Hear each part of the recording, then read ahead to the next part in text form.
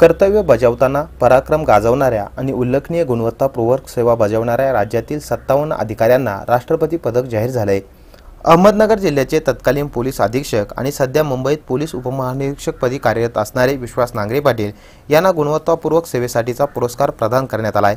अहमदनगर जिल्ह्याचे तत्कालीन पोलीस अधीक्षक आणि सध्या मुंबईत पोलीस उपमहानिरीक्षकपदी कार्यरत असणारे विश्वास नांगरे पाटील यांना गुणवत्तापूर्वक सेवेसाठीचा पुरस्कार प्राप्त झाला आहे। विश्वास नांगरे पाटील यांनी यापूर्वी नांदेड, धुळे, लातूर, अहमदनगर, पुणे ग्रामीण आणि बृहन्मुंबई झोन येथे कर्तव्य बजावले आहे। त्यांना राष्ट्रपती पदक जाहीर होताच अहमदनगर जिल्ह्यातील पोलिसांनी जल्लोष केला आहे।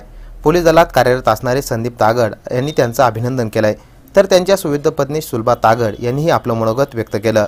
मुंबई पोलीस दलाचे उपमहानिरीक्षक विश्वास नांगरे पाटील यांना विशेष कामगिरीबद्दल राष्ट्रपती पदक मिळाल्याबद्दल आम्हा तागड कुटुंबियांना आणि पोलिसांना आनंद झाला।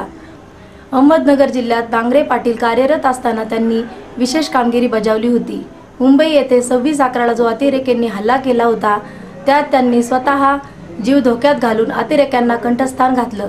भारत सरकारने त्यांना राष्ट्रपती पदक देऊन त्यांच्या कार्याचा सन्मान केलाय असं मला वाटतं। त्यांच्या भावी वाटचालीस आम्हा तागड परिवारांच्या वतीनं हार्दिक शुभेच्छा।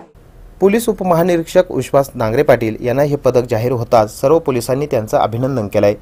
वृत्त संकलन विभाग, C movies and news, Ahmednagar.